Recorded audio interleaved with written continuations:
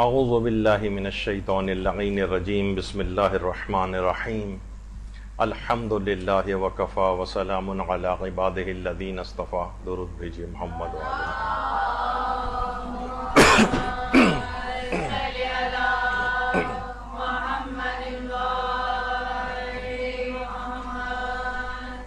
ذاکری training classes کے اندر جیسا کہ ہم نے پچھلی دفعہ بھی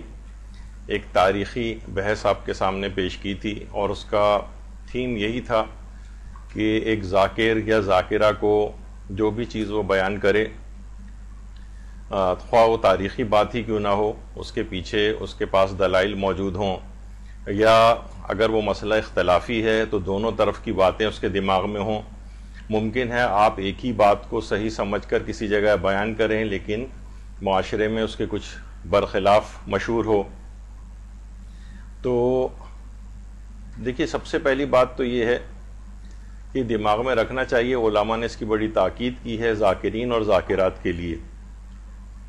کہ وہ مصائب جو معاشرے کے اندر مشہور ہوں، یا وہ تاریخی باتیں جو عوام میں اس معاشرے کے اندر مشہور ہوں، تاریخ میں وہ بھی آئی ہیں اور اس کے برخلاف بھی آئی ہے اگر بات، تو آپ مصائب میں خاص طور پر غیر مشہور باتوں کا تذکرہ نہ کریں.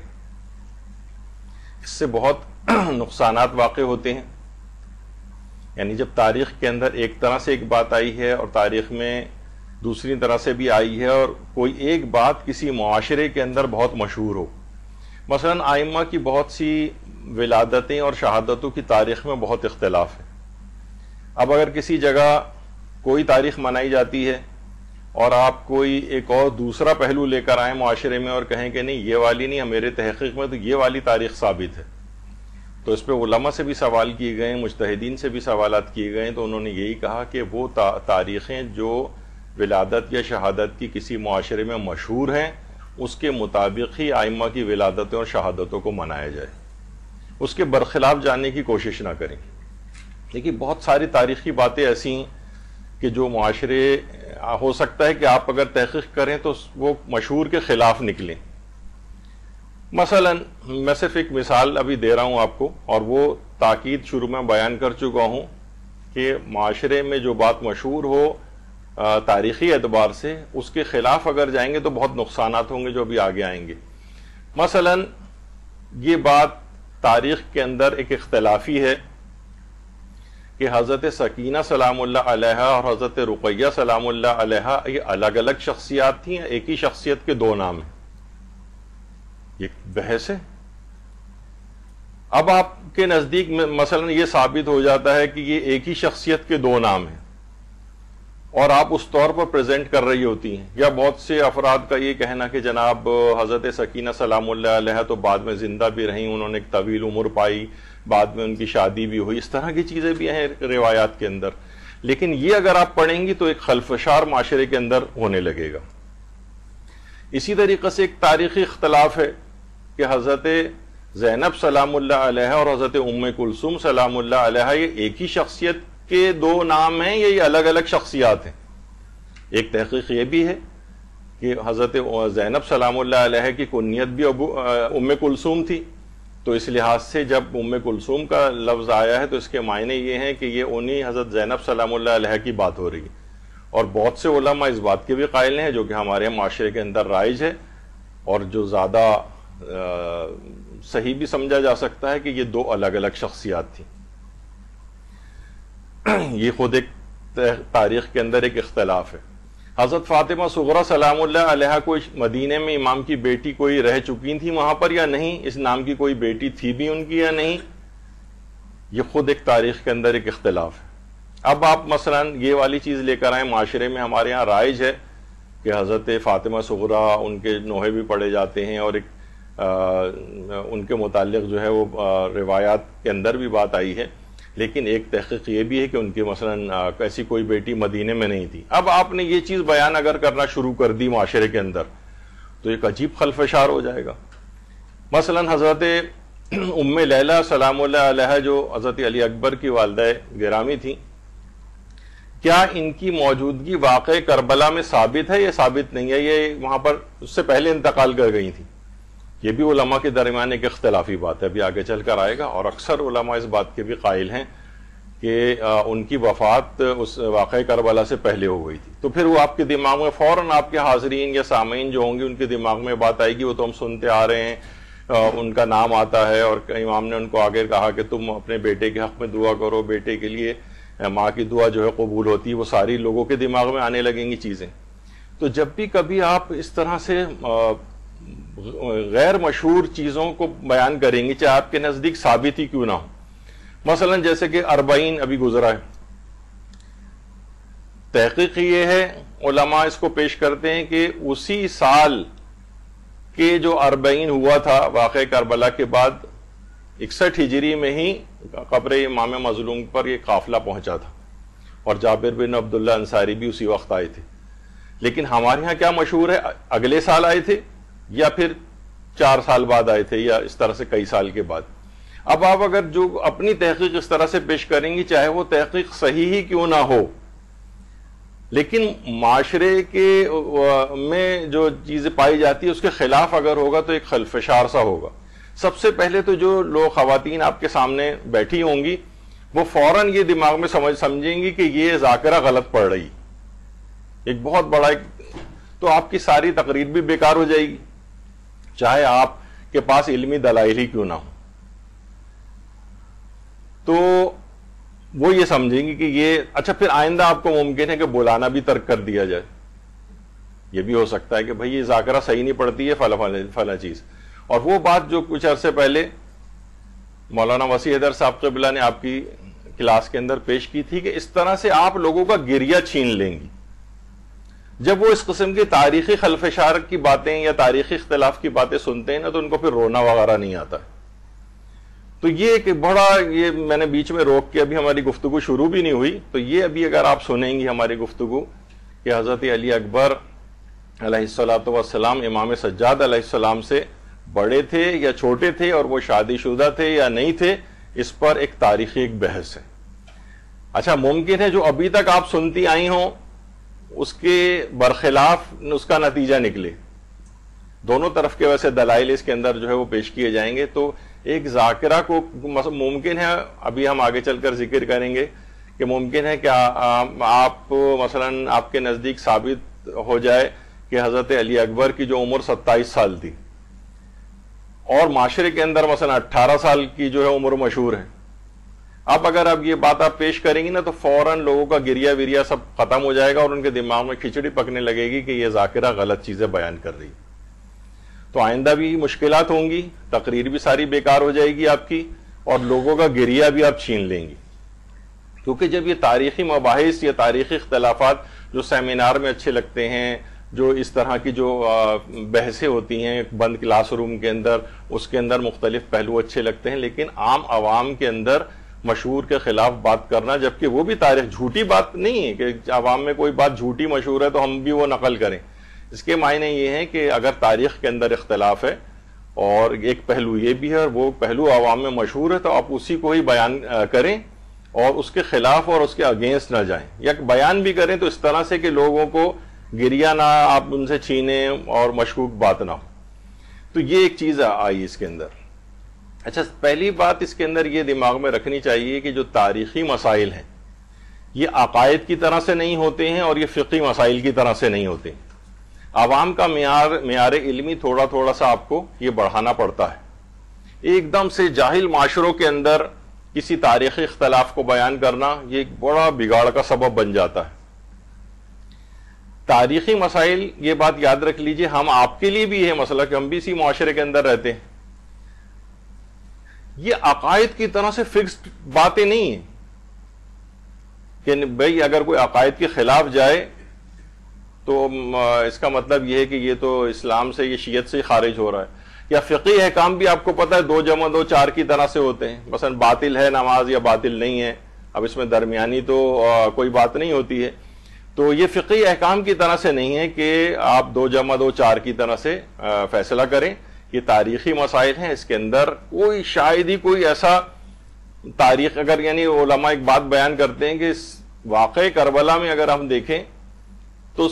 بہت مشکل سے اگر کوئی بات نکلتی ہے کہ جو 100% 100% آپ کہہ سکتی ہیں تو وہ یہ ہے کہ 61 ہجری میں 10 محرم کے روز امام حسین میدان کربلا میں شہید ہو گئے. بس یہ ہے. باقی کچھ نہ کچھ تاریخی اختلاف ہر چیز کے اندر ہوگا. پہلا شہید کون ہے اور کون کس کے بعد گیا ہے, اور اگر وہ تاریخی مباحث کے اندر جائیں تو بہت ساری ایسی چیزیں اس کے اندر آتی ہیں. تو یہ عقائد کی طرح سے نہیں, اگر یہ آپ اپنے جو آپ نے اب تک سنتی آ رہی ہیں اس کے برخلاف بھی اگر آپ نے سنا ہے تو آپ اس کو ایکسیپٹ کرنے کی عادت ڈالیں. یہ تاریخی اختلاف ہے, ٹھیک ہے, دونوں طرف کی باتیں ہیں, دونوں ابھی آپ گفتگو سنیں گے تو اس میں دونوں طرف کے دلائل آئیں گے. تو تاریخی معاملات میں آپ کو کشادہ دل ہونا پڑے گا, کشادہ دل, ایکسیپٹ کریں بات کو کہ ہاں یہ بھی ہو سکتا ہے, یہ بھی ہو سکتا ہے, کیونکہ عقائد کا کوئی مسئلہ نہیں ہے. نہ میدان قیامت میں آپ سے پوچھا جائے گا کہ حضرت علی اکبر علیہ السلام عمر میں بڑے تھے, امام سجاد سے چھوٹے تھے, یا حضرت علی اکبر شادی شدہ تھے یا نہیں تھے, تو اس میں کوئی مسئلہ ہی نہیں ہے. کوئی سی بھی بات آپ کے لیے ہو تو کوئی, بس یہ کہ ایک علمی اور تحقیق جس طریقے سے کوئی چیز ہوتی ہے اس لحاظ سے اگر آپ کسی چیز کو پڑھیں تو بہت سی چیزیں بہت واضح اور کلیئر آپ کو ہوتی ہیں, تو کشادہ دل آپ کو ہونا پڑے گا. اچھا, اب کیا حضرت علی اکبر علیہ السلام امام سجاد سے بڑے تھے؟ اچھا, یہ کیوں یہ بحث آئے گی, اس کا بھی نتیجہ آخر میں آئے گا کہ پھر ہمیں جب اتنی غیر اہم بات ہے تو ہم یہ اس پہ درس کیوں لے رہے ہیں یہاں پر, یہ ابھی آگے چل کر آئے گا. یہ ایک بہت بڑی کنٹروورسی ہے تاریخ دانوں میں بھی کہ کیا حضرت علی اکبر علیہ السلام امام سجاد سے بڑے تھے یا ان سے چھوٹے تھے. بہت زیادہ ان کی عمر مبارک میں حضرت علی اکبر کی تاریخی اختلافات بہت ہیں, یعنی اس قدر ہیں کہ اگر آپ اسے واقعی کتابوں کے اندر پڑھنا شروع کریں تو آپ بالکل کنفیوز ہو جائیں گی کہ آخر اس میں کون سی بات صحیح.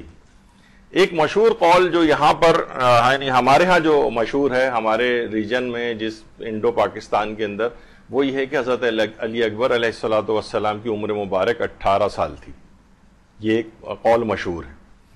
اچھا, اس کے جو علماء اس کے قائل ہیں کہ حضرت علی اکبر کی عمر 18 سال تھی, وہ امام کا اس قول کو پیش کرتے ہیں جو روایات کے اندر آیا ہے کہ جب امام نے حضرت علی اکبر علیہ السلام کو میدان جنگ میں بھیج رہے تھے تو انہوں نے یہ بات فرمائی تھی کہ اللہم اشہد علی ہؤلاء القوم, پروردگار اس بات کا گواہ رہنا کہ آج میں فقط برز الیہم غلام, آج میں ایک ایسے جوان کو بھیج رہا ہوں اشبہ الناس, جو کہ سب سے زیادہ لوگوں میں شباہت اختیار کر جس کی شباہت ہے رسول اللہ سے, خلقاً و خلقاً و منطقاً بے رسول کا, گفتار میں, کردار میں, سیرت میں, ہر لحاظ سے جو پیغمبر اکرم کی سب سے زیادہ شبیہ ہے. وَكُنَّا اِذَا اشْتَقْنَا إِلَى نَبِيِّكَ, اور جب بھی کبھی ہم رسول اللہ کو دیکھنے کے مشتاق ہوتے تھے, نظرنا الی وجہ, ہم اس کی طرف نگاہ کرتے تھے. پروردگار گواہ رہنا کہ میں اس قوم کی طرف ایک ایسے جوان کو بھیج رہا ہوں. اچھا, یہاں پر کیا ہے, فقط برزا الیہم غلام, ایک ایسے غلام کو بھیج رہا ہوں. اچھا, ہمارے دماغ میں تو غلام بس ایک ہی کو کہا جاتا ہے کہ جو سرونٹ وغیرہ گھر میں ہوتا ہے. عربی میں غلام کے ایک معنی ہیں کہ جو کہ بالکل نوخیز جوان ہو, 14, 15, 16, 17, 18 سال کا جو نوجوان ہوتا ہے, لڑکا ہوتا ہے, اسے عربی میں غلام کہتے ہیں. امام نے فرمایا کہ آج میں ایک ایسے غلام یعنی ایسے نوخیز جوان کو بھیج رہا ہوں. تو علماء کہتے ہیں اگر ان کی عمر مثلا 27 سال 28 سال یا اس طرح سے ہوتی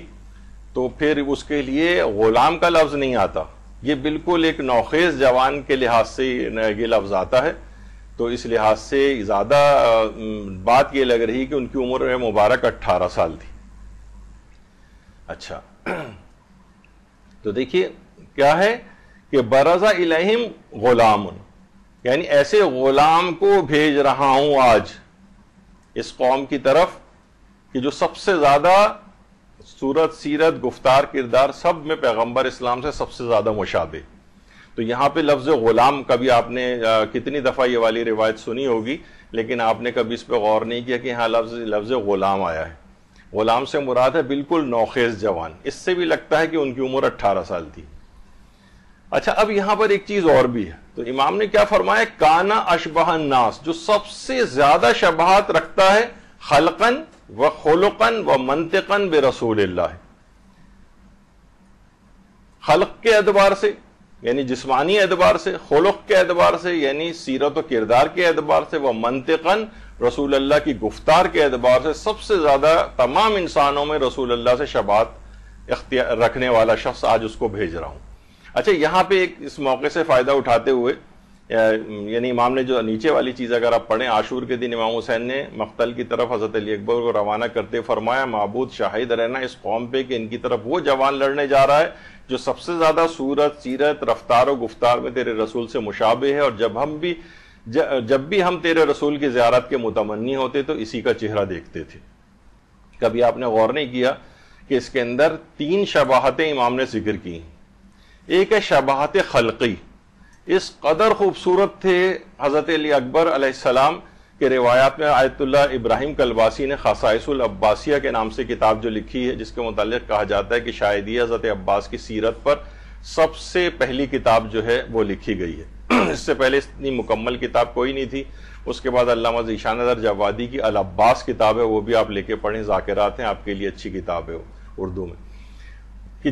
فرماتے ہیں اس میں کہ جب شبیہ پیغمبر حضرت علی اکبر اور حضرت عباس علامدار اکٹھے کسی راستے سے گزرتے تو اہل مدینہ آپ کے راستے میں صف در صف کھڑے ہو جاتے تھے تاکہ آپ کے چہروں کی زیارت اور جمال کا جلوہ دیکھیں اور آپ کے نور ایمان اور نظر رحمت سے مستفید ہوں۔ یعنی اس اللہم صلی علی محمد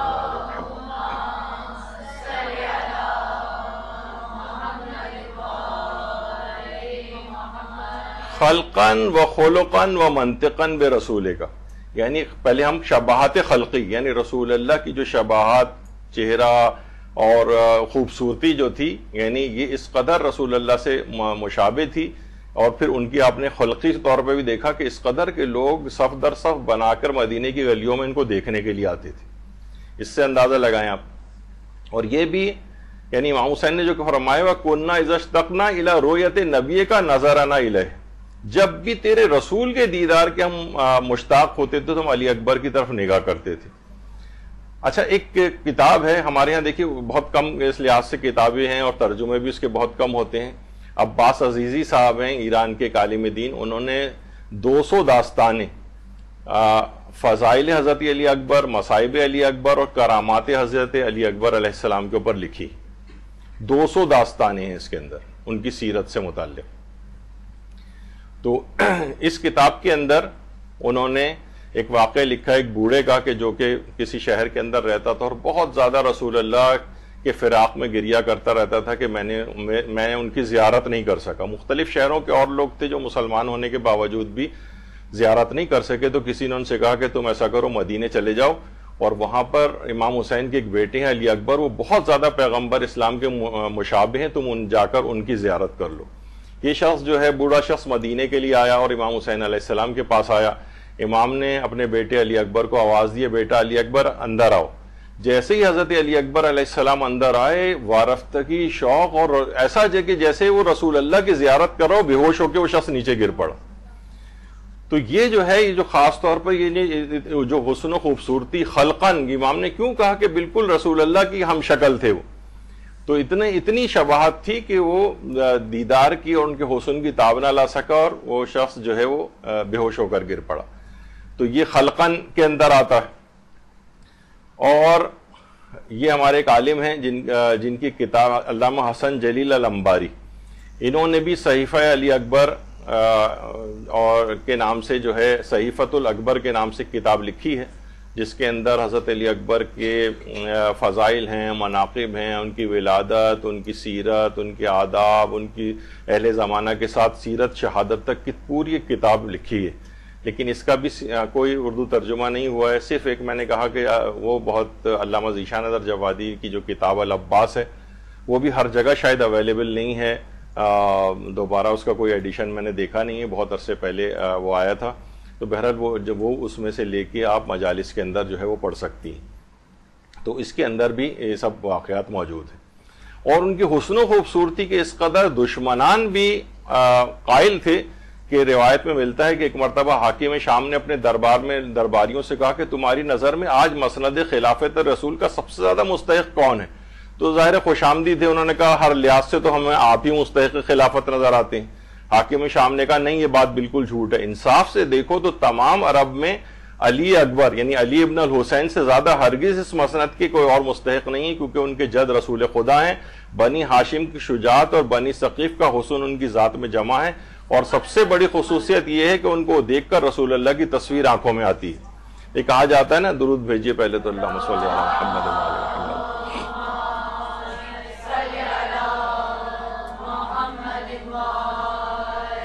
کہ اصل تعریف وہ ہوتی ہے جو دشمن کی زبان کے اوپر جاری ہو.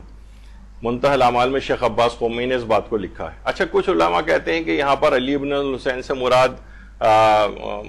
بعض تاریخ دانوں نے کہا ہے کہ ممکن ہے امام سجاد ہوں، لیکن علماء نے کہا نہیں، جو اس نے آگے چل کر کہا ہے کہ بنو ہاشم کی شجاعت اور بنی ثقیف کا حسن ان کی ذات میں جمع ہے، تو وہ بنی ثقیف کا حسن، کیونکہ حضرت علی اکبر کی جو والدہ تھیں وہ بنو ثقیف سے تھی،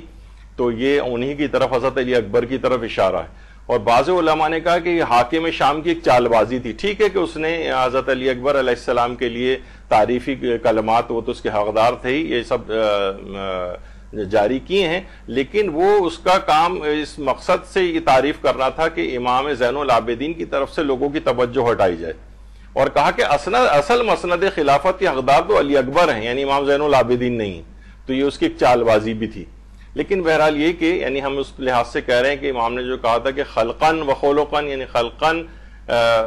یعنی انتہائی حسین تھے رسول اللہ کی طرح سے، تو اس کے اندر بھی یہ بات آئی کہ بنی ثقیف کا حسن ان کے اندر جو ہے وہ موجود تھا. دوسری کیا ہے؟ شباہت خلقی. حضرت علی اکبر علیہ السلام میں خلقی شباہت. یہ بیچ میں کیونکہ بات آ گئی تو ہم چاہ رہے ہیں کہ جب حضرت علی اکبر علیہ السلام پہ گفتگو ہے تو ان کی سیرت کا یہ پہلو بھی آ جائے. خلقن و خلقن، ان کا سیرت و کردار بھی رسول اللہ کی شبیہ. یہ بہت بڑی بات ہے، اسے اگر آپ سوچیں بہت بڑی بات ہے. رسول اللہ کا اخلاق کیسا تھا؟ وَإِنَّكَ لَعَلَىٰ خُلُقٍ عَظِيمٍ. قرآن نے کہا ہے کہ آپ اے رسول خدا خلق عظیم کے اوپر فائز ہیں، اور امام فرما رہے ہیں کہ علی اکبر کا جو اخلاق ہے وہ رسول اللہ کے اخلاق کے مشابہ. کوئی تصور کر سکتا ہے کہ یعنی عام کوئی اگر کوئی شخص یہ بات بیان کرے تو ہم چلیں پھر بھی اس کے اندر قیل و قال کو ہی نکال سکتے ہیں، لیکن امام معصوم حضرت علی اکبر کے متعلق فرما رہے ہیں کہ ان کا جو اخلاق ہے وہ پیغمبر اسلام کے اخلاق کے مشابہ ہے. خلقن و خلقن، اور قرآن نے کہا وَإِنَّكَ لَعَلَىٰ خُلُقٍ عَظِيمٍ، آپ عظیم ترین اخلاق کے منازل کے اوپر فائز ہیں. تو اس سے آپ حضرت علی اکبر علیہ السلام کا سوچ سکتی ہیں کہ کس قدر ان کا مقام اور مرتبہ ہے. کس قدر درود بھیجے محمد علیہ.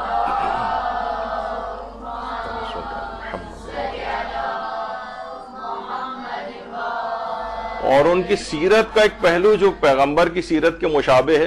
کہ عربوں میں یہ رواج تھا کہ جس گھر میں بھی آگ روشن دیکھتے تھے اس کے گھر مہمان ہو جاتے تھے. شہزادہ علی اکبر ایک بلند مقام پر روزانہ آگ کو روشن کرتے تھے تاکہ فقراء و مساکین آئیں اور آپ کے مہمان ہو جائیں. تو منہاج الدموع کے اندر جو علی قرنی گل پائگانی کی کتاب ہے اس کے اندر بھی یہ بات لکھی گئی ہے کہ عربوں میں ایک چیز کا رواج تھا، اور حضرت علی اکبر علیہ السلام بلند مقام پر آگ کو روشن کر دیتے تھے تاکہ لوگ آئیں اور ان کے ہاں مسافر دیکھ کر آئیں،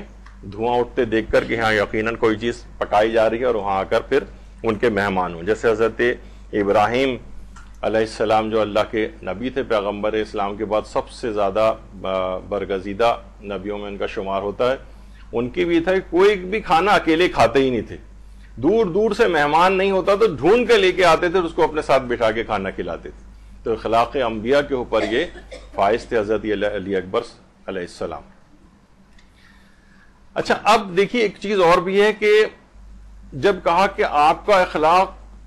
اچھا اس میں ایک اور چیز ہے، اخلاق نہیں ہوتا بلکہ اخلاق ہوتا ہے، لیکن ہماری بھی زبانوں پر اکثر وہی جو رائج ہے وہ چیز آ جاتی ہے. آپ کا جو اخلاق تھا وہ اس قدر تھا کہ یعنی پیغمبر اسلام کے اخلاق کے مشابہ. ایک چیز ہمارے ایک جملہ مشہور ہے جسے کہا جاتا ہے عصمت صغرا، چھوٹی عصمت. اکثر علماء ویسے جو ہیں وہ عصمت کا لفظ صرف 14 معصومین علیہ السلام کے لیے کہنے کو صحیح سمجھتے ہیں. وہ کہتے ہیں کہ جو غیر معصومین 14 کے علاوہ ان کے لیے عصمت کا لفظ استعمال نہ کیا جائے، تاکہ ذرا ایک ڈفرینشیٹ ہو جائے دونوں کے اندر کہ یہ ہمارے جو 14 معصومین ہیں ان کا یہ عصمت کبریٰ کے اوپر فائز ہے. تو علماء کہتے ہیں زیادہ بہتر یہ ہے کہ عصمت کا لفظ ان کے لیے استعمال نہ کریں بلکہ انہیں محفوظ عن الخطا کہہ دیں، یہ تاکہ کہ یہ لوگ مقام عصمت یعنی جو پروردگار کی طرف سے ایک عہدہ ایک لحاظ سے ہے اس کے اوپر یہ فائز نہیں ہے بلکہ یہ محفوظ عن الخطا ہے۔ لیکن کچھ علماء ایسے ہیں جب ان سے سوال کیا گیا، مثلا آیت اللہ گرامی سے سوال پوچھا گیا کہ آیا فرزندان ائمہ علیہم السلام معصوم ہستن، مثلا حضرت زینب ام کلثوم یا حضرت عباس یا حضرت علی اکبر علیہم السلام وغیرہ، تو انہوں نے جواب دیا کہ معصوم اگر ان معنوں میں ہے کہ جو خدا کی طرف سے تضمین شدہ ہیں اور وہ کوئی گناہ نہیں کرتے ہیں تو وہ تو فقط پیغمبران اور امام ہیں ہمارے۔ لیکن اگر اس کے یہ معنی ہوں کہ ایسے افراد کے جو عملاً کوئی گناہ ہی نہیں کرتے تو ایسے تو بہت سارے اولیاء خدا ہیں، یعنی کتنے ہی ہمارے علماء ایسے ہیں کہ جن کی زندگیوں میں کوئی گناہ نہیں ملتا ہے، تو یعنی عملاً وہ گناہ نہیں کرتے لیکن اللہ کی طرف سے تضمین شدہ نہیں کہ یہ بات ان کو اللہ کی طرف سے ایک گاڈ گفٹڈ ایک ملکہ عطا کیا گیا ہو عصمت کا، وہ چہاردہ معصومین کے پاس ہے۔ تو اس لحاظ سے بہت سے علماء کہتے ہیں عصمت اگر ان معنوں کے اندر آپ کہہ رہے ہیں تو ایسے تو بہت سارے افراد ہیں، اور وہ حضرت عباس بھی عصمت کے اوپر فائز ہیں، اسی طریقے سے زینب ام کلثوم بھی ہیں، حضرت علی اکبر علیہ السلام بھی ہیں اگر ان معنوں میں ہیں۔ اور آیت اللہ بہجت جو تھے وہ بھی اس بات کے قائل تھے، باقاعدہ جو ان کی ویب سائٹ ہے مرکز تنظیم و نشر و آثار حضرت آیت اللہ بہجت، اس میں رحمت واسعہ جو ان کے جو مختلف اقوال وغیرہ کے اوپر جو کتاب مرتب کی ہے تو اس کے اندر آیت اللہ بہجت یہ فرماتے ہیں کہ عصمت جو ہے وہ انبیاء اور اوصیاء کے اندر وہ تو شرط ہے، لیکن اگر ہم یہ کہیں کہ نبی اور وصی ہی کے اندر صرف عصمت ہوتی ہے تو اس کی ہمارے پاس کوئی دلیل نہیں۔ تو اس لحاظ سے بلکہ حضرت آیت اللہ بہجت تو فرماتے تھے کہ زید ابن علی جو امام زین العابدین کے بیٹے تھے، کہہ رہے اللہم صلی علی محمد و علی محمد،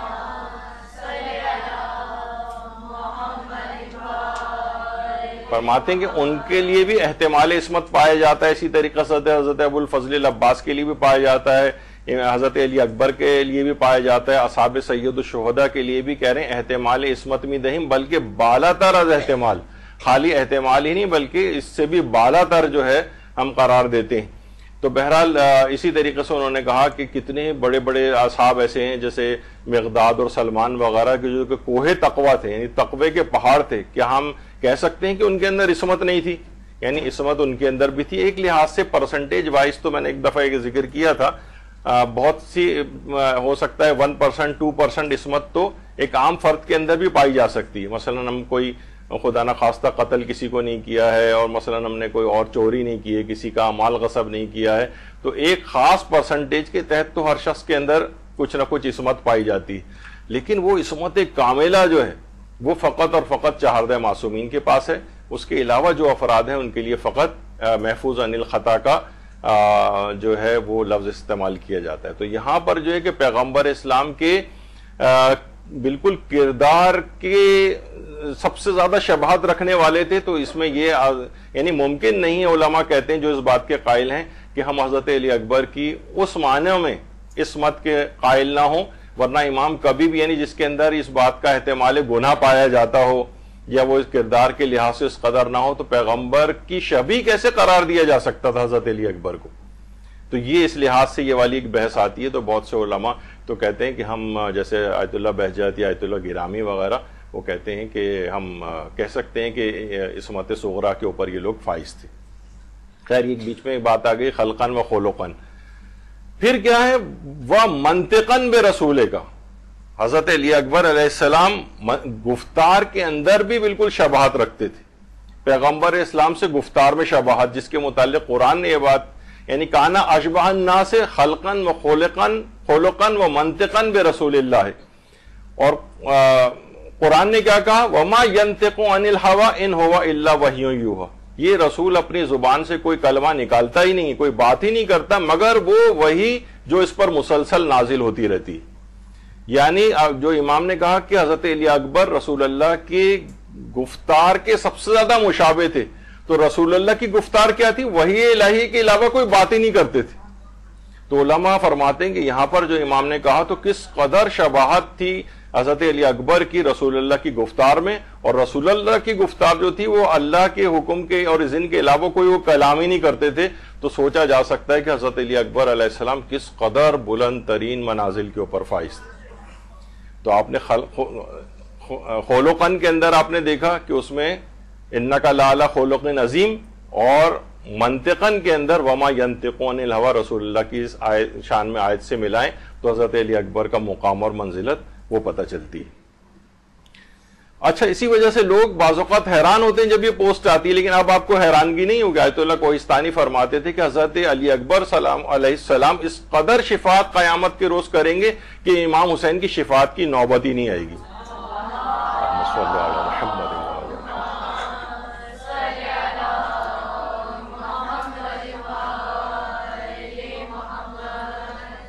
ہر چیز میں جب مشابہ ہیں تو رسول اللہ کے لیے شفاعت کبریٰ ہے پروردگار نے دی،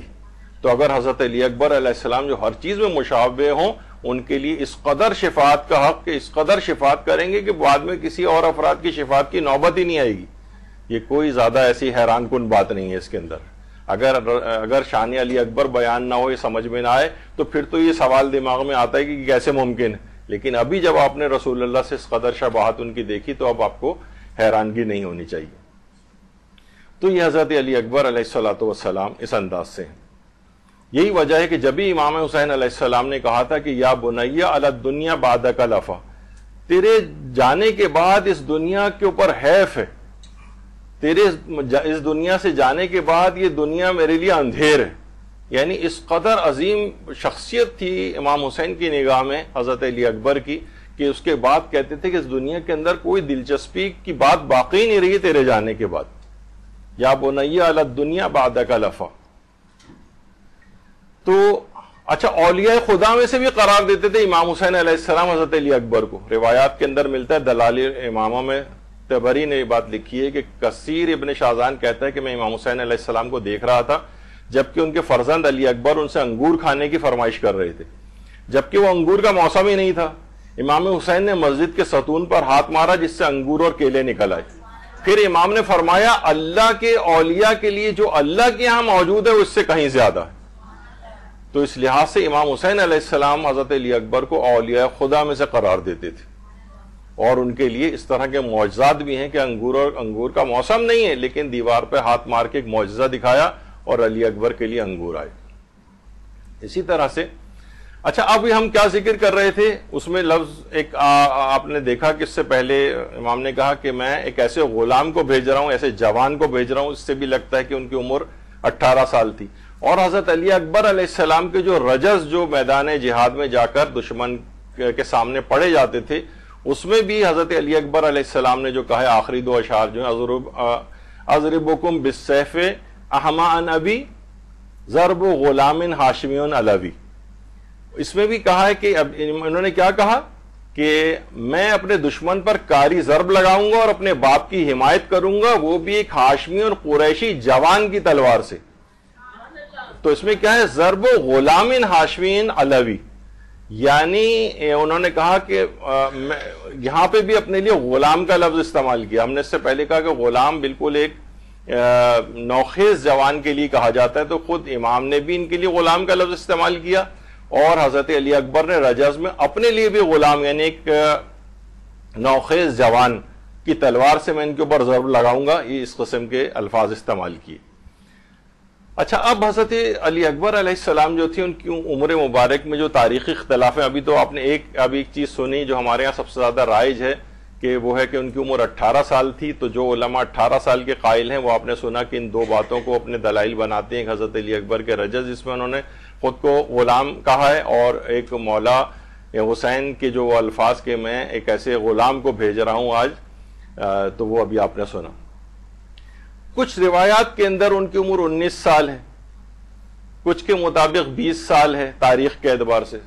کچھ میں 27 سال ہے، کچھ میں 33 سال ہے، کچھ میں 38 سال ہے، اور ایک ایسی بھی ہے جس میں یہ کہ وہ نابالغ تھے۔ اس کو تو خیر علماء نے کہا ہے کہ بالکل ناقابل اعتنا ہے کہ وہ حضرت علی اکبر علیہ السلام نابالغ تھے وقت کربلا، ایسا کچھ نہیں ہے۔ البتہ یہ جو بعد کی تاریخیں 18، 19، 20، 27، 33، 38 یہ جو ہے تاریخ کے اندر اتنا زیادہ اس سلسلے میں اختلاف آیا ہے. اچھا وجہ اس کی کیا ہے اختلاف کی کہ حضرت علی اکبر کی تاریخ ولادت کے سلسلے میں کیا کوئی صحیح روایت موجود ہے؟ تو اس کا جواب ہے کوئی صحیح روایت اصل میں موجود نہیں. کوئی ایک بھی صحیح السند یا جس پہ قابل اعتنا ہو وہ ایسی کوئی روایت موجود نہیں. البتہ علماء نے جو زیادہ رجحان ظاہر کیا ہے کہ ولادت حضرت علی اکبر 33 ہجری میں ہوئی ہے اور ولادت امام سجاد وہ 36 یا 38 ہجری میں ہوئی. تو جو زیادہ امکان ہے کہ ان کی ولادت 33 ہجری میں ہوئی ہے اس لحاظ سے، اور امام سجاد کی 36 یا 38 میں ہوئی ہے، اس سے لگتا ہے کہ وہ امام سے 3 یا 5 سال بڑے تھے حضرت علی اکبر. اچھا تو اس لحاظ سے ان کی عمر مبارک جو ہے وہ 27 یا 28 سال بنتی ہے. یعنی اب ہم وہ والی بات کہنے اس میں جا رہے ہیں کہ جو علماء میں زیادہ تحقیق دانوں میں، تاریخ دانوں کے اندر جو بات مشہور ہے کہ حضرت علی اکبر علیہ السلام 27 یا 28 سال کے تھے اور امام سجاد سے بڑے تھے. اچھا لیکن اب آپ کو یاد ہوگا اس سے پہلے بھی ہم نے فطرس کی جو گفتگو کی تھی تو اس کے اندر یہ تھا کہ جو اگر کوئی صحیح روایت موجود نہ ہو تو تاریخ میں جو باتیں ہوتی ہیں اس میں قرائن دیکھے جاتے ہیں. وہ قرائن معیار ہوتے ہیں. بہت ساری اور سرکمسٹانشل ایویڈنسز جو ہیں وہ اس کی سپورٹ اگر کرتی ہیں تو ہم اس بات کو مانتے ہیں. اچھا خود یہ علی اکبر کا جو لفظ آیا ہے اس میں اکبر کے سلسلے میں بھی تاریخی اختلافات موجود ہیں کہ یہ اکبر کا لفظ کون سے کس کے لیے آیا ہے. شفاء الصدور فی شرح زیارت العاشور جو کہ علامہ ابو الفضل طہرانی کی کتاب ہے، اس میں انہوں نے کہا ہے کہ علماء کے اس میں 2 گروہ ہیں. ایک تو یہ کہتا ہے کہ یہ امام زین العابدین علیہ السلام کا لقب ہے اکبر، اور بہت سے اور علماء نے اس میں سکوت اختیار کیا ہے، یعنی خاموشی اختیار کی ہے. تو اب یہ پتہ نہیں چلتا کہ لفظ اکبر جو ہے حضرت علی اکبر کے لیے آیا ہے یا یہ امام سجاد کے لیے آیا ہے. اور یہی بات آیت اللہ خوئی نے معجم رجال الحدیث کے اندر جو ان کی بہت ہی مفصل کتاب ہے علم الرجال کی، اس کے اندر یہی والی بات انہوں نے جو ہے لکھی ہے کہ وہ علماء جو کہ امام زین العابدین علیہ السلام کو کہتے ہیں کہ علی اکبر سے مراد وہ ہیں، وہ کہتے ہیں کہ جب امام اگر ان کے نزدیک امام اگر عمر میں بڑے تھے تو اکبر کا لقب بھی امام سجادی کے لیے ہونا چاہیے. یعنی یہ اس کے اندر ان علماء کی انہوں نے بات بیان کی، آغا خوئی نے بھی. تو یہ جو علی اکبر، علی اصغر اور علی اوسط جو ہے، یعنی حضرت علی، کچھ علماء یہ کہتے ہیں نہیں علی اکبر سے مراد حضرت علی اکبر ہی ہیں. علی اصغر تو معروف ہے کہ حضرت علی اصغر ہیں جو سب سے چھوٹے تھے. علی اوسط امام سجاد کا لقب ہے. اچھا اب اگر آپ دیکھیں کہ آیت اللہ سیستانی شفقت السراج کے نام سے ایک ویب سائٹ ہے جس میں آیت اللہ سیستانی کے استفتاءات ہیں. جب پہلے ذرا کافی عرصہ گزر گیا اور آیت اللہ سیستانی اکثر ان کی ادارے کی طرف سے تاریخی موضوعات پہ بھی فتاوے آتے تھے تو اس کے اندر یہ بات ہے، تو ان سے یہ والا سوال پوچھا گیا تو انہوں نے کہا کہ ہمارے پاس کوئی صحیح اور معتبر روایت نہیں ہے اس سلسلے میں کہ حضرت علی اکبر میں یعنی وہ بڑے تھے یا امام سجاد، لیکن مشہور بین ارباب تاریخ و سیر، لیکن مشہور ہے تاریخ دانوں میں اور سیرت نگاروں کے اندر کہ امام حسین علیہ السلام کے 3 بیٹے تھے کہ جن کا نام علی تھا. اچھا دیکھیے علی کا نام بھی اس وجہ سے کہ جو بنو امیہ تھے نا انہوں نے ایک لحاظ سے اس بات کا عہد کر لیا تھا اور تقریباً 100 سال تک اپنے آنے والے ہر پیدا ہونے والے بچے میں کہ کسی کا نام بھی علی نہیں رکھیں گے. 100 سال تک کوئی نام علی رکھا ہی نہیں جاتا تھا. اور ادھر امام حسین علیہ السلام فرماتے تھے اگر میرے 1000 بیٹے بھی ہوئے تو میں سب کا نام علی رکھوں گا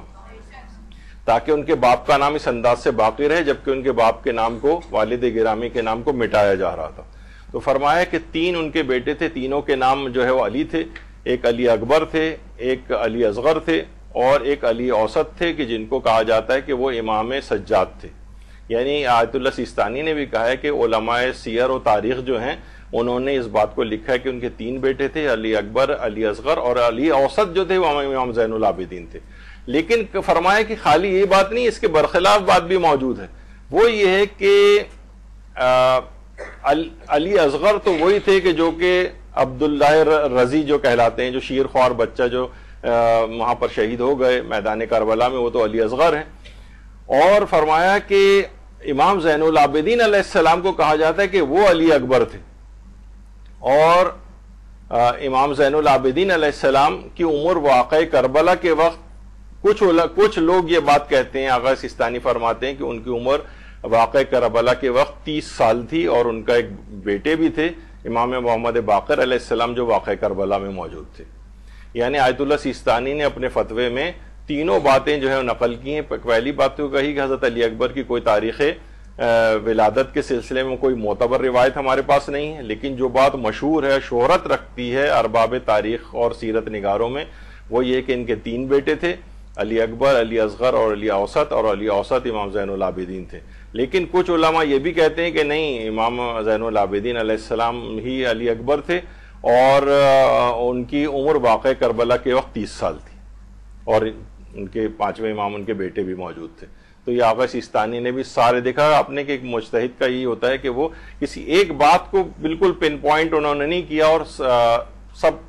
چیزیں آپ کے سامنے جو ہے رکھ دی ہیں۔ تو اس میں سے کسی کا بھی کوئی ایسا نظریہ ہو تو اس کو جذباتیت والی اس میں نہیں لے کے جانا چاہیے، یہ ہے۔ اچھا، اسی طریقے سے آیت اللہ سعید الحکیم طباطبائی، یہ چند سال پہلے ان کا انتقال ہوا ہے۔ ان سے بھی جب یہ سوال پوچھا گیا، ان کی آفیشیل ویب سائٹ کے اوپر بھی ہے، اس میں بھی انہوں نے کہا ہے کہ معروف یہی ہے روایات میں کہ حضرت علی اکبر علیہ السلام جو تھے وہ عمر میں حضرت علی امام زین العابدین سے بڑے تھے۔ یہ روایات کے اندر یہ والی بات آئی۔ اور اسی طریقے سے آیت اللہ ناصر مکارم شیرازی سے بھی یہ سوال پوچھا گیا۔ آیت اللہ ناصر مکارم شیرازی سے کئی سوالات پوچھے گئے، ذرا یہ کافی ڈم ہوئے میں، لیکن بہرحال یہ کہ اس کے اندر پہلے تو وہی سوال پوچھا کہ حضرت ام لیلہ جو تھیں، ویسے بتاؤں کہ ام لیلہ کہنا صحیح نہیں، حضرت لیلہ کہنا چاہیے ان کو۔ حضرت لیلہ جو تھیں کیا وہ واقع کربلا میں موجود تھیں یا نہیں؟ تو اس میں آیت اللہ ناصر مکارم شیرازی نے فرمایا کہ معتبر کتابوں میں سلسلے میں کوئی روایت نہیں ملی کہ وہ میدان کربلا میں تھیں یا نہیں، انہوں نے بھی اس سے ایک لحاظ سے انکار کیا ہے۔ پھر پوچھا گیا ہے کہ کربلا میں حضرت علی اکبر علیہ السلام کی عمر کتنی تھی، 18 سال تھی یا 25 سال؟ تو انہوں نے جواب دیا کہ اس سے محسوس ہوتا ہے کہ ان کی عمر مبارک 27 سال تھی، 27 سال۔ خیر، اس کے علاوہ آیت اللہ جواد فاضل الانکرانی، ان کی جو آفیشیل سائٹ ہے اس کے اوپر بھی یہ بات سوال پوچھا گیا کہ امام سجاد ان کے بھائی علی اکبر سے بڑے تھے یا چھوٹے تھے؟ تو جواب انہوں نے نیچے یہ لکھا ہے کہ تاریخ میں مشہور ہے کہ امام زین العابدین کا ایک لقب علی اوسط تھا اور امام سجاد حضرت علی اکبر سے چھوٹے تھے۔ اچھا، یہ ہوا۔ اسی طریقے سے جو صاحب مفاتی جو شیخ عباس قمی ہیں، ان کی جو کتاب منتہی الاعمال میں ہے، اس میں بھی انہوں نے یہی بات لکھی ہے اور بڑے ہونے کے متعلق۔ اچھا، اب خالی بڑے ہونے کا ہی معاملہ نہیں ہے، بلکہ اس پہ بھی علماء ڈسکس کرتے ہیں کہ حضرت علی اکبر علیہ السلام واقع کربلا میں ان کی یہ شادی شدہ تھے یا ان کی شادی نہیں ہوئی تھی۔ اس پہ علماء، اب یوٹیوب پہ اگر آپ سرچ کریں تو علماء کے کافی اس کے اوپر بیانات موجود ہیں، عرب علماء کے بھی۔ اور حضرت علی اکبر علیہ السلام کی زوجہ کون تھیں، کیا تھا، اس متعلق وہ کلپس موجود ہیں۔ یہ نجف کے استاد ہیں شیخ الاسدی، ان کے اس موضوع کے اوپر جو بیان موجود ہے۔ تو حضرت قرائن سے یہ بات پتہ چلتی ہے کہ حضرت علی اکبر علیہ السلام شادی شدہ تھے، قرائن سے یہ بات پتہ چلتی ہے، اور معتبر روایات سے بھی یہ بات پتہ چلتی ہے، اور قرائن بھی اس کے شاہد ہیں۔ ابھی آگے چل کر یہ چیز آئے گی۔ پہلی تو ایک وہ روایت ہے کہ جو کہ کتاب کامل الزیارات، کامل الزیارات وہ کتاب ہے جس کے متعلق آقا خوئی جیسے شخص نے کہا ہے کہ یعنی کہ تقریباً ان کے نزدیک 90-95% اس کتاب کی روایات بالکل صحیح۔ کامل الزیارات کے اندر یہ حدیث آئی چھٹے امام جعفر صادق علیہ السلام سے، صلی اللہ محمد،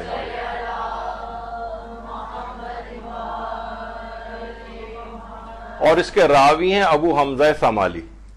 اچھا، اس کے اندر بھی ہے کہ لوگ عام طرح ہمارے ہاں جو رائج ہے وہ ابو حمزہ صومالی رائج ہے، جبکہ زیادہ بہتر یہ ہے کہ وہ سے کے اوپر آپ زبر لگائیں ابو حمزہ ثمالی، یہ زیادہ بہتر ہے کہ اس انداز سے اس کو پروناؤنس کیا جائے۔ تو حدیث امام جعفر صادق علیہ السلام میں یعنی کتاب کامل الزیارات جو کہ معتبر ہے، اور اچھا اس کے راوی بھی معتبر ہیں، ابھی ہم ان کا بھی نام ذکر کریں گے، اور چھٹے امام سے یہ روایت ہے، اور ابو حمزہ ثمالی جو ہے سے یہ زیارت نقل ہوئی ہے، اور آیت اللہ سید محمد صادق روحانی کی بھی تحقیق رہی ہے جب انہیں سوال پوچھا گیا کیا حضرت علی اکبر شادی شدہ تھے تو انہوں نے جواب دیا کہ حضرت امام صادق سے مروی جو زیارت حضرت علی اکبر ہے اس میں وہ یہ امام نے چھٹے امام نے یہ جملے ارشاد فرمائے صلی اللہ علیہ و علی اطرتک و اہل بیتک و آبائک و ابنائک و امہاتک الاخیار،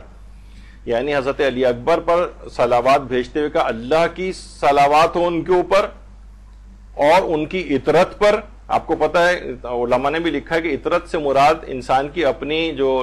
نسل ہوتی ہے وہ اس سے مراد ہوتی ہے، ان کی حضرت علی اکبر کی اطرت کے اوپر اللہ کی صلوات ہو اور ان کے اہل بیت کے اوپر ہو اور ان کے والدین کے اوپر ہو،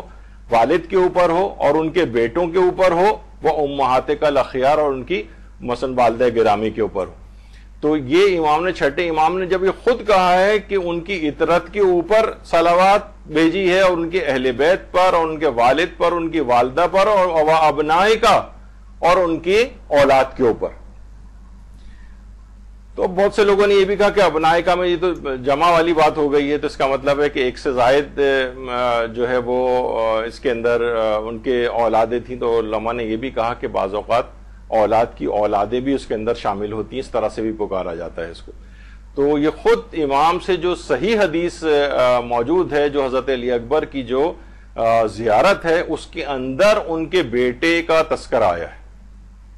ان کے اوپر درود بھیجا چھٹے امام نے۔ اگر ان کی کوئی اولاد نہیں تھی تو ان کی اطرت پر درود بھیجنے کے کیا معنی تھے، ان کے اہل بیت پر درود بھیجنے کے کیا معنی تھے، اور ان کے وہ ابنائے کا یہ کیوں امام نے کہا؟ تو اس کا مطلب یہ ہوا کہ وہ شادی شدہ تھے اور ان کا کوئی بیٹا بھی تھا۔ یہ پھر آگے چل کر انہوں نے ایک اور روایت امام رضا وہ ہمیں آگے چل کر بھی ذکر کریں گے،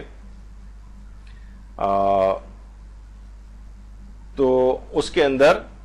انہوں نے فرمایا کہ ایک اور روایت ہے امام رضا سے کہ حضرت علی اکبر علیہ السلام نے ام ولد یعنی کنیز سے شادی کی تھی اور ان سے یعنی ان کا ایک بیٹا حسن نام کا پیدا ہوا تھا، جس وجہ سے آپ کو ابو الحسن کی کنیت سے پکارا جاتا ہے۔ بھی آگے چل کر ایک خیر بات آئے گی۔ اسی طرح آیت اللہ ید اللہ دوزدانی ان سے بھی سوال پوچھا گیا کہ اس سلسلے میں آپ یہ بتائیے کہ حضرت علی اکبر علیہ السلام کی شہادت کے وقت وہ شادی شدہ تھے؟ تو انہوں نے جواب دیا اپنے استفتاء میں مشہور ہے ازدواج آن حضرت است، یعنی ان کا جو یہ شادی شدہ ہونا ہے یہ مشہور ہے، یعنی تاریخ کے اندر یہ بات شہرت رکھتی ہے کہ حضرت علی اکبر علیہ السلام شادی شدہ تھے۔ اچھا یہ ہم کیوں ذکر کر رہے ہیں ابھی آگے چل کر آئے۔ اسی طریقے سے آیت اللہ ناصر مکارم شیرازی سے بھی وہی جو استفتاء میں نے پہلے پیش کیا تھا اس کے بعد ان سے ان کی شادی کے متعلق پوچھا گیا تو انہوں نے یہی فرمایا کہ اس سلسلے میں جو روایت ملتی ہے ان کے زیارت نامے کے لحاظ سے اس لحاظ سے وہ شادی شدہ تھی۔ تو آیت اللہ ناصر مکارم شیرازی کا بھی یہ عبد الرزاق المقرم ہے، ان کا نام ابھی میرا خیال ہے اگر کل کلاس آپ کی ہوئی ہے ڈاکٹر شیخ محمد علیم کی، انہوں نے مقتل مقرم کا نام ایک مقتل الحسین جو کہ عبد الرزاق المقرم کا جو مقتل ہے جس کا اردو ترجمہ بھی ہو چکا ہے اور یہ اوتھینٹک مقاتل کے اندر شمار ہوتا ہے، اس کے اندر سے آپ لے کر یہ اردو زبان میں اس کا ترجمہ بھی ہو چکا ہے مقتل مقرم کے نام سے، یہ آپ لے کے اس میں سے اگر جو آپ مصائب پڑھیں گی تو یہ اوتھینٹک مصائب شمار ہوتے ہیں۔ تو اس کے اندر بھی وہ اس بات کے قائل تھے عبد الرزاق المقرم کہ حضرت علی اکبر علیہ السلام شادی شدہ تھے۔ انہوں نے یہی کہا کہ اطرت کے اوپر جب صلوات بھیجی گئی ہے تو اس کے معنی کہ انسان کی جو اطرت ہوتی ہے اس کے اپنے وہی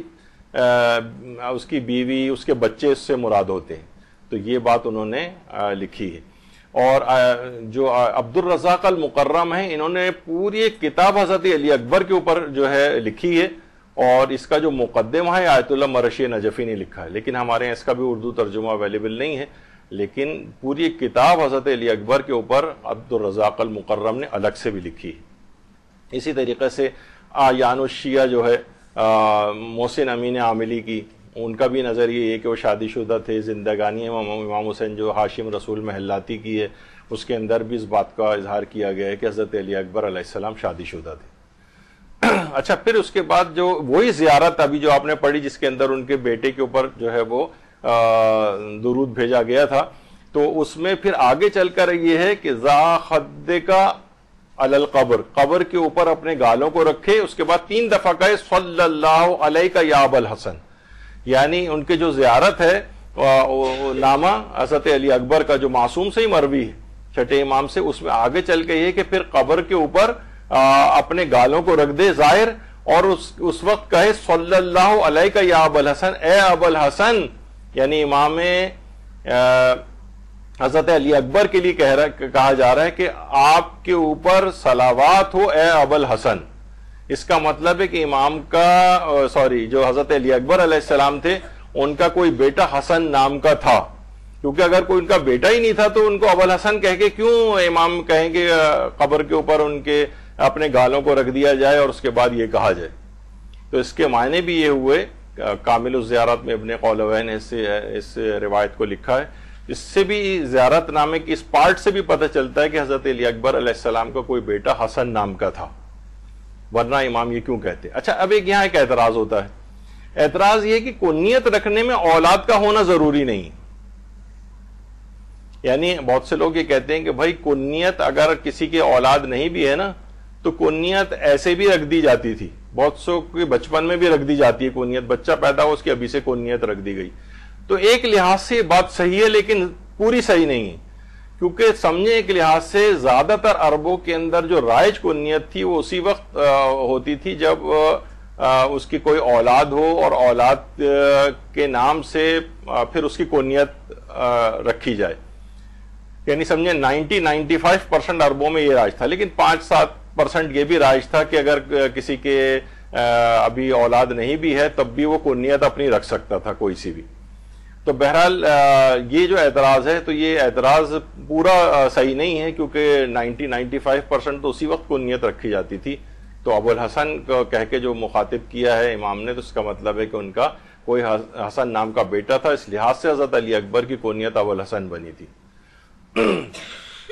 دوسرا قرینہ جو ہے وہ روایت حضرت امام علی رضا علیہ السلام جو کہ اصول کافی کے اندر موجود ہے، فروع کافی میں جو روایت ہے اس میں تفصیلی ہے، میں ابھی پورا اتنا وقت بھی نہیں کہ اس کو پڑھا جائے۔ یعنی امام سے کسی نے آ کر اس متعلق کچھ سوال جواب کیے تھے ہمارے 8ویں امام سے، امام علی رضا علیہ السلام سے، درود بھیجیے محمد علیہ وسلم۔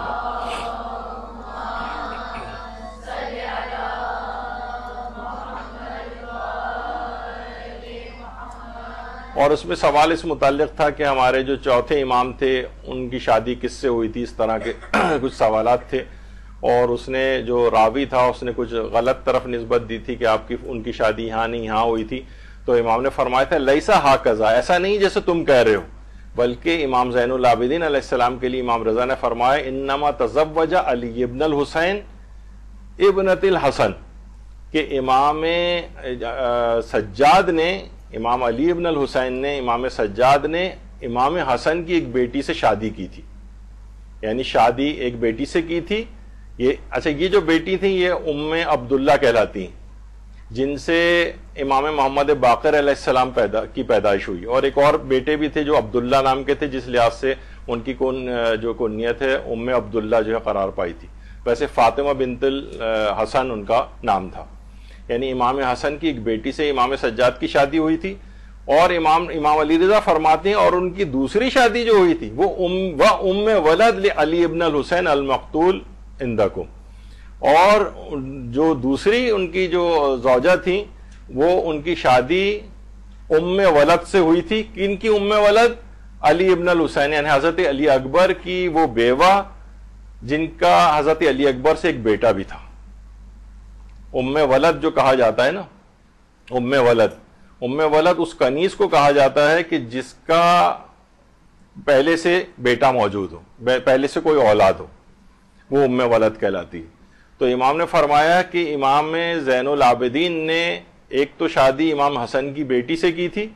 اور دوسری جو تھی ایک کنیز سے کی تھی جس سے ان کا ایک بیٹا بھی تھا، یعنی اپنی بیوہ بھاوج سے پھر امام نے شادی کی، اور یہ صحیح روایت ہے۔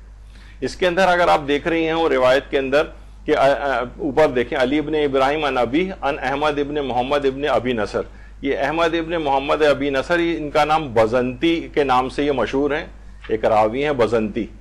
بزنت اصل میں ایک کپڑے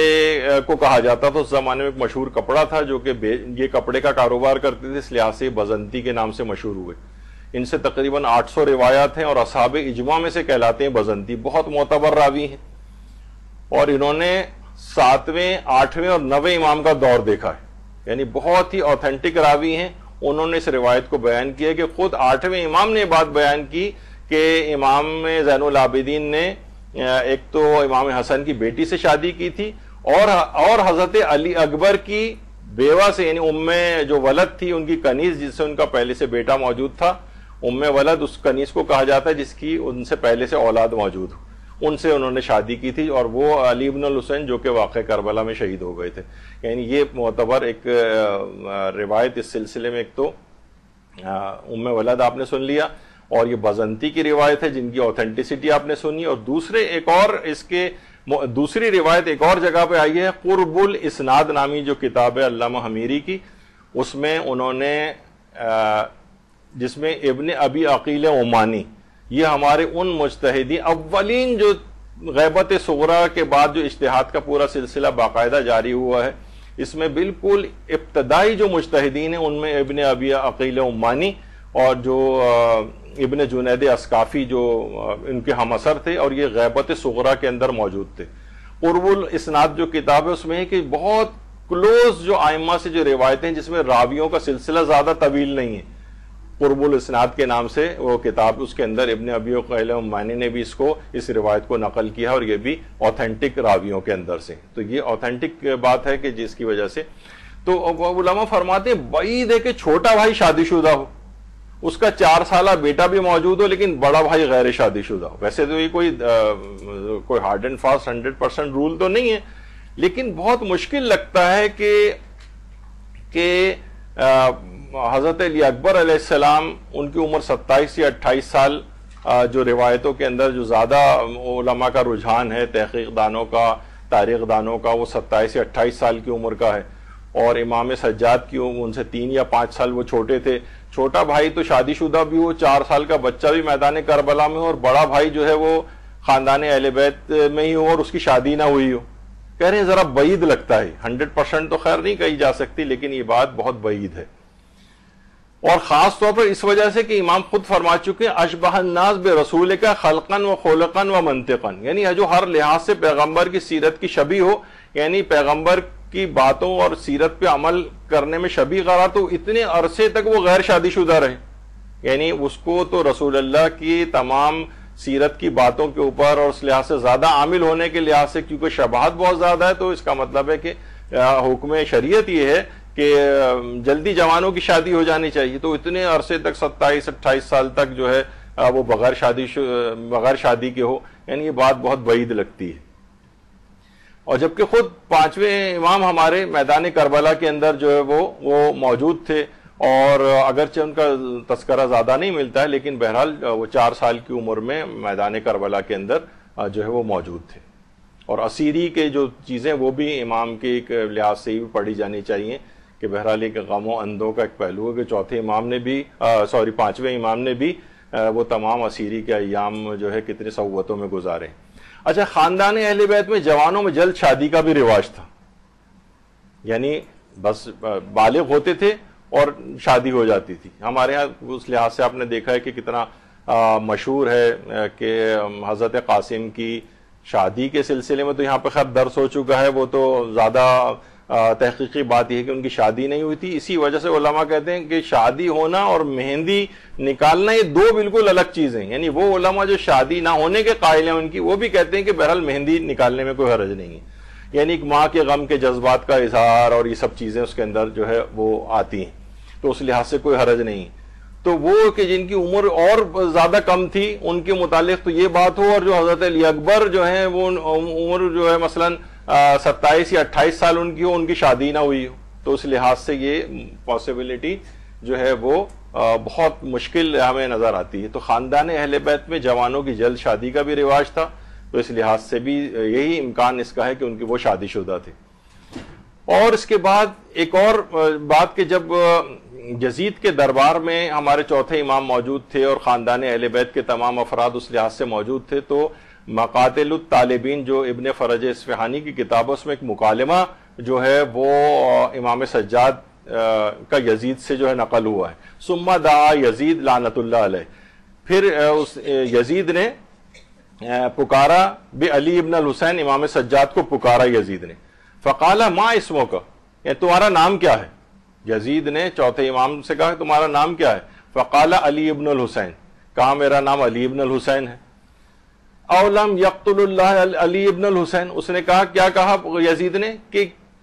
کیا ان علی ابن الحسین یعنی جو امام سجاد ان کو اللہ نے قتل نہیں کر دیا؟ یعنی تم جو کہہ رہے ہو کہ علی ابن الحسین وہ تو میدان کربلا میں قتل ہو گئے. قال، اب امام نے فرمایا، قد کان علی اخ اکبر منی یسمى علی فقتلتموہ، نہیں وہ میرے بڑے بھائی تھے، ان کا نام بھی علی تھا، وہ میدان کربلا میں شہید ہوئے. یعنی اس کے اندر بھی حدیث کے روایت کے اندر یہ بات آئی ہے کہ امام نے فرمایا کان علی اخ اکبر منی، وہ میرے بڑے بھائی تھے. تو یہاں سے بھی یہ بات پتہ چلتی ہے کہ اچھا کچھ روایات ایسی بھی ہیں جس میں یہی مکالمہ نقل ہوا ہے لیکن اس میں اکبر کا لفظ نہیں آیا ہے، یعنی وہ مجھ سے میرے بس یہ آیا کہ وہ میرے بھائی تھے. لیکن یہ جو ابو فرج اصفہانی کی جو کتاب ہے مقاتل الطالبین، اس کے اندر امام کا یہ جملے آئے ہیں کہ وہ میرے بھائی تھے اور وہ مجھ سے بڑے تھے، وہ میدان کربلا میں شہید ہوئے. تو اس لحاظ سے بھی یہ بات پتہ چلتی ہے کہ ان کو وہ بڑا. اچھا اب ان کی لوگ یہ اس میں کئی سوالات اٹھاتے ہیں، ان میں یہ کہ بھائی ان کی زوجہ کی تفصیل کیوں احادیث میں مذکور نہیں ہوئی؟ یعنی اگر وہ حضرت علی اکبر علیہ السلام شادی شدہ تھے تو ان کی بیوی کی تفصیل کیوں نہیں آئی؟ تو یہ بات یاد رکھ لیں، تمام علماء کہتے ہیں خاندان اہل بیت میں اپنے گھر کی خواتین کی باتوں کی، ان کی ناموں کی، ان کی خصوصیات کی تشہیر کرنا یہ ناپسندیدہ سمجھا جاتا تھا. یعنی خود ائمہ ذکر نہیں کرتے تھے. یہی وجہ ہے کہ یہ بھی نہیں ملتا کہ ان کون بچہ یا بچی کون سے سن کے اندر پیدا ہوا، کون سے، یہ خود اچھا جو ائمہ کے جو اصحاب تھے، جب خود ائمہ تذکرہ کرنا پسند نہیں کر رہے ہیں تو ان کے اصحاب باصفہ کیسے تذکرہ کرتے اس بات کا؟ تو روایات کے اندر ان کی زوجاؤں کی جو تفصیل ہے، کنیزوں کی جو تفصیل ہے، یہ روایات کے اندر نہیں آئی. تو یہ صرف حضرت علی اکبر علیہ السلام کے لیے نہیں ہے بلکہ یہ دیگر ائمہ کے لیے بھی یہی بات ہے.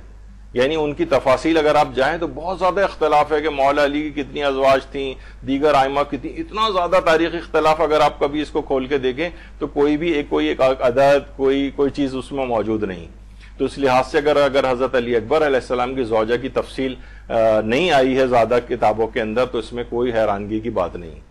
پھر دوسرا سوال یہ اٹھایا جاتا ہے کہ اگر ان کی کوئی زوجہ تھی تو ان کی قبر کہاں ہے؟ تو کتنی ہی ائمہ کی اور جو ازواج ہیں، حتیٰ کہ جو ائمہ معصومین ان کے ازواج کی قبریں پتہ نہیں ہے کہ کہاں ہیں. تو اس میں آپ یہ نکالیں صرف کہ حضرت علی اکبر علیہ السلام کی زوجہ کی قبر کہاں ہے،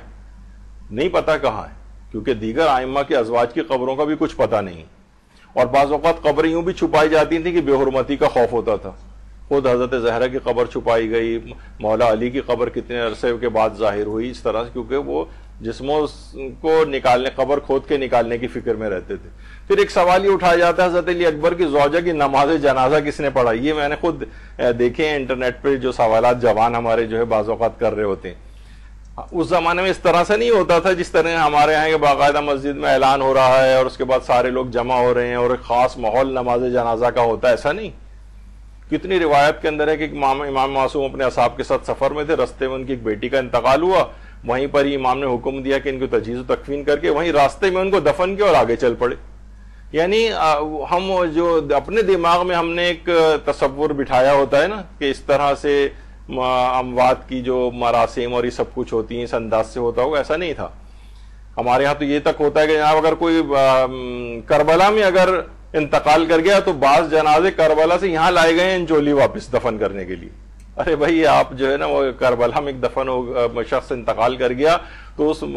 سرزمین کے اوپر اسے دفن ہونے دیتے نہیں، یہاں لایا گیا ان کو.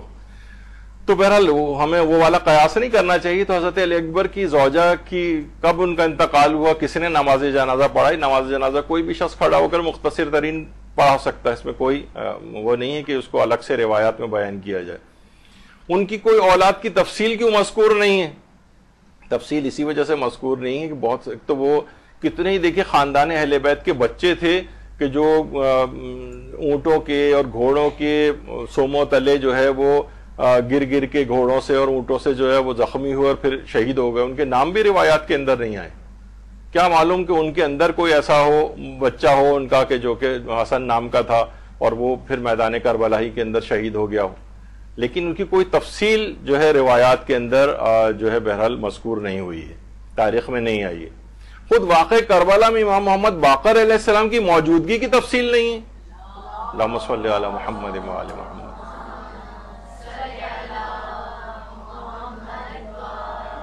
یعنی خود پانچویں امام موجود ہیں لیکن کوئی تفصیل ان کی نہیں ہے. آپ نے کبھی مصائب میں بھی نہیں سنا ہوگا کہ پانچویں امام یعنی اتنا واقعات کربلا بیان ہوتے ہیں. خود امام معصوم موجود ہیں ایک، لیکن ان کی تفصیل نہیں آئی. تو حضرت علی اکبر کے بیٹے کی تفصیل اگر نہیں آئے تو اس میں کوئی ایسی بات نہیں.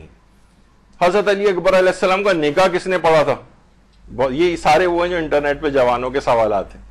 دیکھیے خود آئمہ معصومین کے نکاح کس کس نے پڑھے کہیں روایات میں نہیں. اور دیکھا جائے تو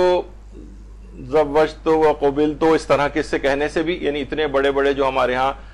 جو خطبے پڑھے جاتے ہیں وہ مستحب اور بہتر ہیں لیکن پڑھنے واجب تو نہیں. بلکہ ایک خطبہ تو رہبر معظم آیت اللہ خامنئی کا اگر ہے کہ انتہائی مختصر ترین چند سیکنڈز میں انہوں نے جو ہے بس وہ نکاح پڑھ دیا اور اس طرح سے بس نکاح ہو گیا. وہ اس میں اتنے سارے دعائیہ کلمات وہ ٹھیک ہے وہ مستحبات میں سے. خود آئمہ کی یہ بھی نہیں ہوتا تھا کہ امام کہیں بیٹھے ہوں دولہا بنے ہوئے اور پھر اس کے بعد کوئی اور آئے اور ان کا نکاح پڑھائے. نہیں، بعض اوقات وہ خود ہی نکاح پڑھ لیا کرتے تھے، اپنا 2 جملے صرف کہے اور نکاح ہو گیا. تو اب یہ کہ حضرت علی اکبر کا نکاح کس نے پڑھا تھا اگر، تو یہ کوئی سوال ہی نہیں ہے اصلاً کہ اس طریقے سے نکاح کا پڑھا جانا، باقاعدہ نکاحوں کی تقریبیں. ہم اپنے دماغ میں جو ہمارے نکاح ہے نا کہ اتنی بڑی آڈینس موجود ہوتی ہے اور امام ہوں گے تو اس کا مطلب پورا شہر مدینہ جو ہے. بعض اوقات تو خود امام کے جو اصحاب تھے وہ خود مدینے میں ہوتے تھے، ان کی شادیاں ہوتی تھیں، اس میں اماموں کو مدعو بھی نہیں کرتے تھے. یہ ایکسپیکٹیشن ہی نہیں ہوتی تھی کہ امام ان کی بھائی ہمارے بیٹے کی شادی ہو رہی اس میں امام کو تو ضرور بلانا چاہیے. باقاعدہ ملتا ہے روایات کے اندر چوتھے امام کے سامنے بیٹھا ہوا تھا، امام نے کہا تمہاری ناخن کے اوپر یہ مہندی کیسے لگی ہوئی؟ تو کہا کہ مولا ابھی میری نکاح ہوا ہے. تو دیکھا جائے تو امام کو کہنا چاہیے تھا ارے بھائی تم نے نکاح ہوا اور مجھے تک نہیں بلایا. تو یہ اس زمانے میں یہ والا کانسیپٹ نہیں تھا. تو ان کا نکاح پڑھایا، کس نے پڑھایا، کیسے، یہ کوئی روایات کے اندر کوئی تفصیل موجود نہیں، کیونکہ اس طرح کے نکاح پڑھانے کا کوئی سلسلہ اس زمانے میں ہوتا ہی نہیں تھا. خود ہی نکاح پڑھ لیا جاتا تھا، سب کو ٹھیک عربی آتی تھی، کوئی اس میں مسئلہ نہیں تھا اور مختصر ترین نکاح کے صیغے وہ پڑھے جاتے تھے. ان کے بیٹے کی قبر کہاں ہے؟ جس طرح اور بہت سارے امام کی کتنی اولادیں گزری ہیں، کتنے ابھی بھی دیکھیں ایران کے اندر کتنے امام زادے ہیں، کچھ ہیں. زیادہ تر یعنی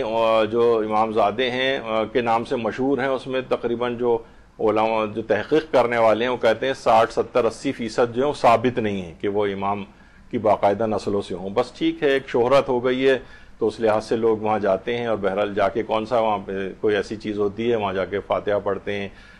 عبادت انجام دیتے ہیں. اس لحاظ سے کوئی حرج نہیں، ہر جگہ کے اوپر جانا چاہیے. لیکن ان کے بیٹے کی قبر کہاں ہے یہ واقعی کسی جگہ پتہ نہیں. حضرت علی اکبر علیہ السلام کے بیٹے کی قبر کہاں ہے؟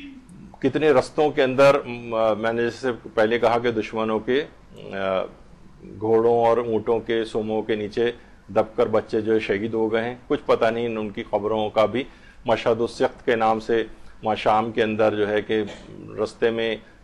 جو ہے وہ بچے جو تھے وہ شہید ہوئے ہیں اور ان کے لحاظ سے منسوب کچھ زیارت گاہیں ہیں. تو بہرحال ان کے بیٹے کی قبر کسی کو پتہ نہیں.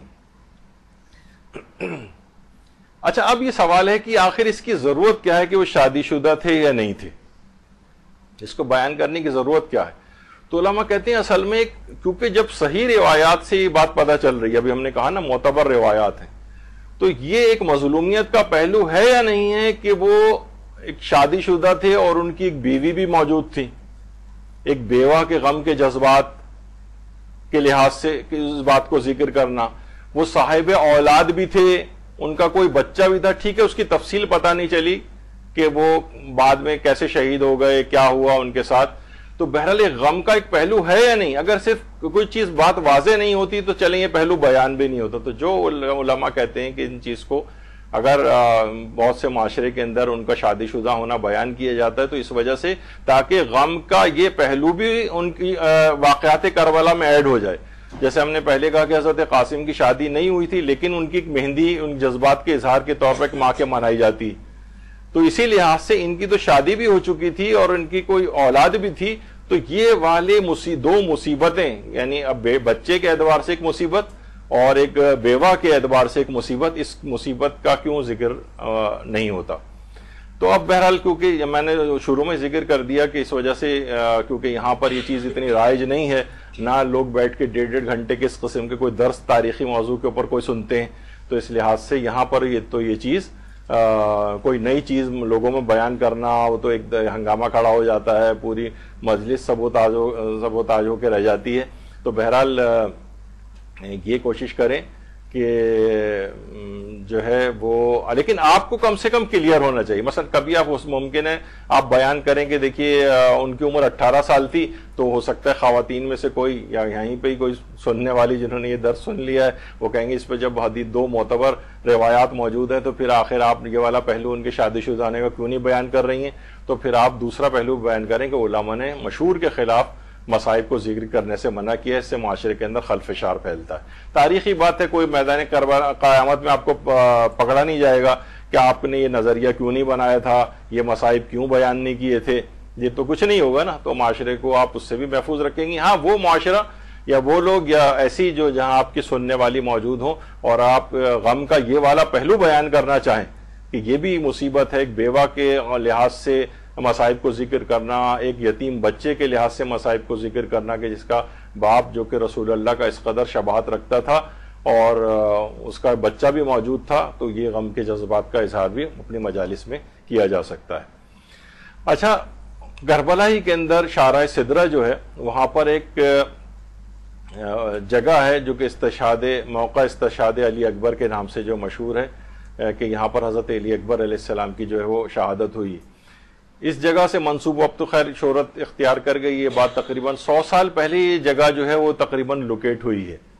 اور وہ بھی کہ یہاں اصل میں جب مخصوصیاں ہوتی تھیں تو یہ گھر کے اندر ایک گھر تھا, جس گھر کا ایک کمرہ تھا, یہ شارع سدرہ میں ظاہر گھر تھا اور اس کا ایک کمرہ تھا یہ. تو مخصوصیوں کے اوپر آپ کو پتا ہے کہ اب بھی اتنا رش ہو جاتا ہے, تو پہلے بھی ہوتا تھا کہ لوگ یہاں آتے تھے, کمرے کرائے کے اوپر لیا کرتے تھے. لیکن ایک چیز تھی کہ اچھا دیکھیے یہ اتنی کوئی اچھمبے والی بات نہیں. پہلے جیسے وہاں ملتا ہے میدان مینا کے پاس, ہم نے خود بھی وہ گھر دیکھا تھا کہ اس گھر کے اندر, یعنی وہ گھر تھا, اس گھر کے اندر وہ پتھر رکھا ہوا تھا جہاں حضرت ابراہیم علیہ السلام نے حضرت اسماعیل کو لٹا کر اور ان کو ذبح کیا تھا.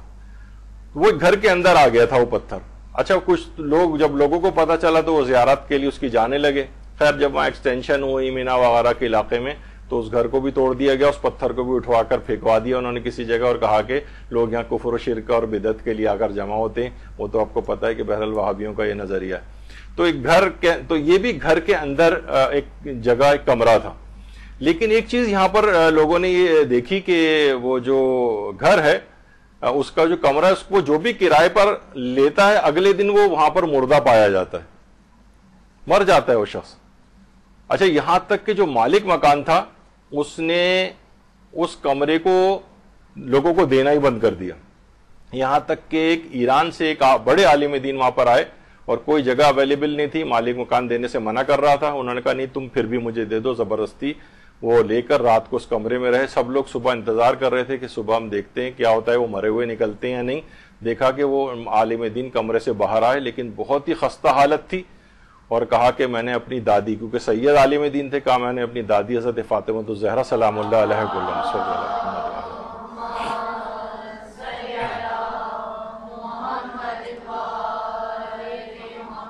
دیکھا کہ وہ اس کمرے میں آ کر بہت زار و قطار جو رو رہی ہیں, ظاہر ہے ان سے محرمیت بھی رکھتی تھیں وہ, کیونکہ سید ان کے اولاد کے اندر سے ہیں.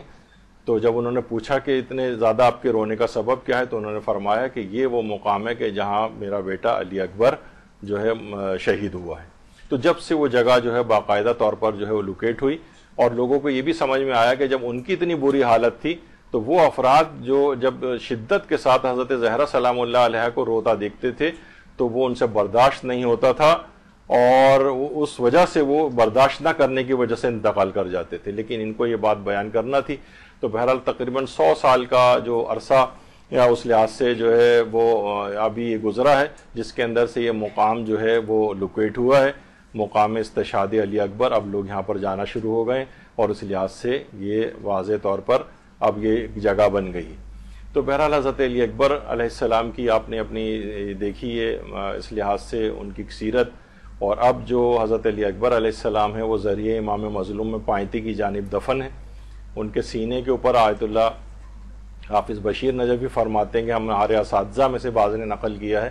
کہ حضرت علی اصغر علیہ السلام امام حسین کے سینے پر دفن ہے۔ کچھ کہتے ہیں کہ سینے کے قریب دفن ہے، کچھ کہتے ہیں امام حسین کے سینے پر رکھ کر چوتھے امام نے ان کو دفن کیا تھا، اور ان کی پائنتی کی طرف حضرت علی اکبر علیہ السلام ہے۔ تو اس ذریعے مقدس کے اندر ہی